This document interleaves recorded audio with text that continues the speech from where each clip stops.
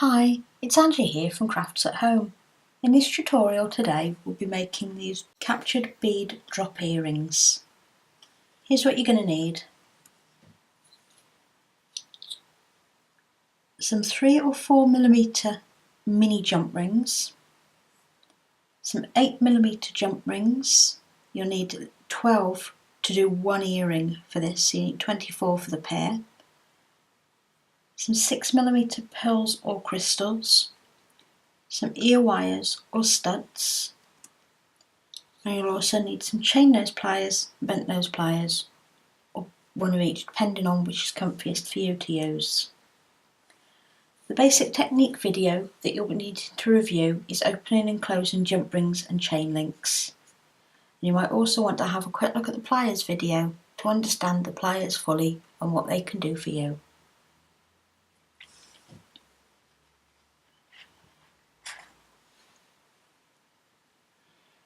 It's a good idea to have a look at the ratio of the bead to the jump ring to start with.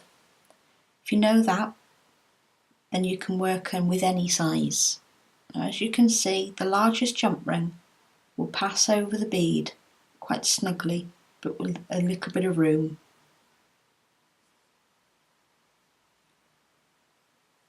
To start with, I open up all of my jump rings. It just makes it a lot easier when you're threading through.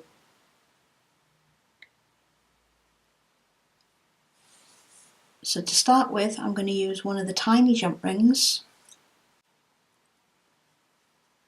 I'm going to pass 2 through that and close them off. You want to give them a wiggle to make sure that they are neatly closed. And you want to pass both through the smaller one.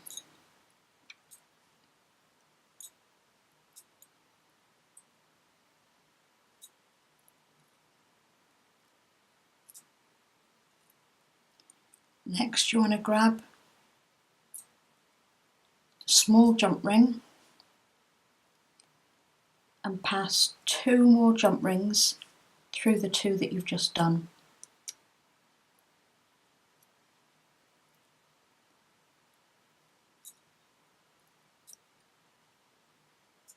So if you hold the smallest jump ring, you get 2 and then 2.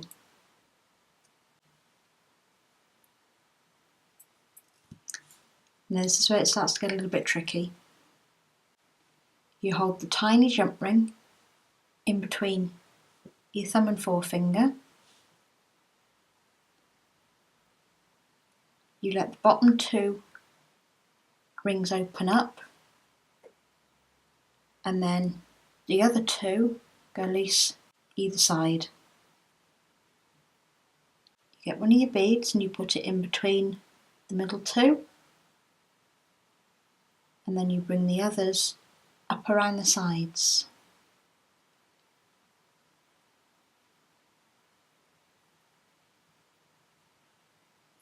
It's that action that captures the bead. Once you've got it like that, and you want to get your next jump ring, pass it through the top 2 over the top of the bead, and it completes your cage.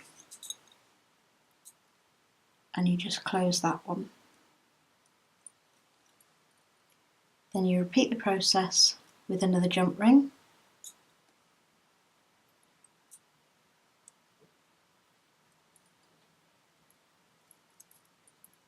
And then just as you did before, you get your next jump ring and it goes through the top 2 that you've just put through. It can get quite fiddly. That's why I tend to use just my pliers and not so much my fingers. And then you close that one off. And then repeat the process with one more. So you're back to where you started before you put the first bead in.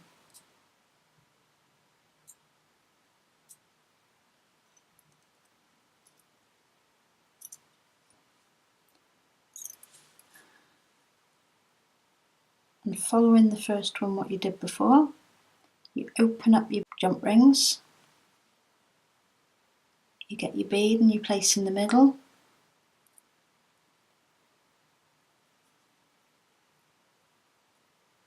Can get quite tricky, so a steady hand and a lot of patience is needed for this one.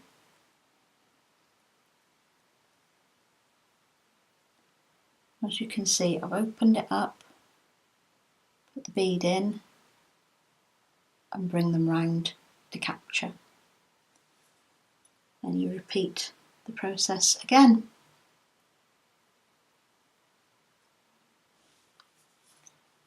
Now I've just used a 3-drop earrings on this one, but you can do them a lot longer, create necklaces, create bracelets.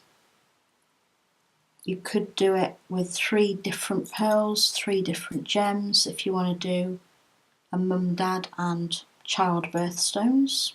That's quite effective. Obviously you can increase if there's more children. It's absolutely beautiful anniversary present. If you want to capture certain months, you can imagine the months that your husband and your children were born, the month that you got married. I'll just open that last ring up.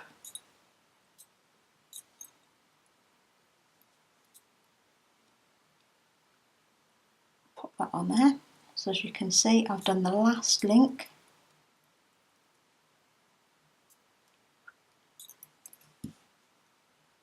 And you want to pop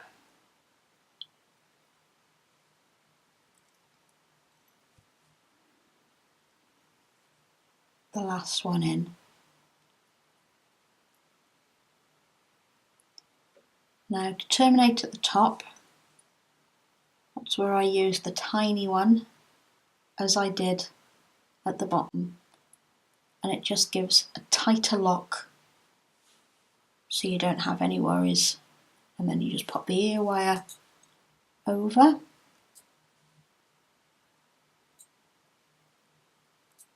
and close the jump ring.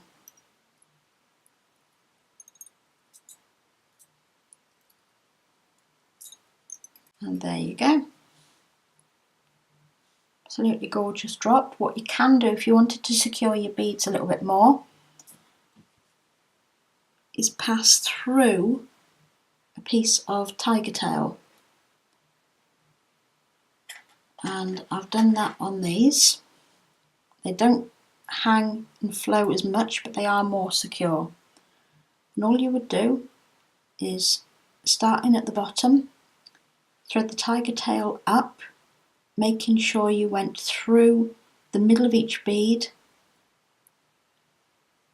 and through each of the rings, making sure they were in the correct side. Then I take it up and through and round the top, pass back through where you've just come, and then might be able to see there I've just finished it off with a little crimp bead and cut off the end, and you know for certain they are all secure in there then, and if anything does happen with any of the jump rings or your links, you won't lose your beads.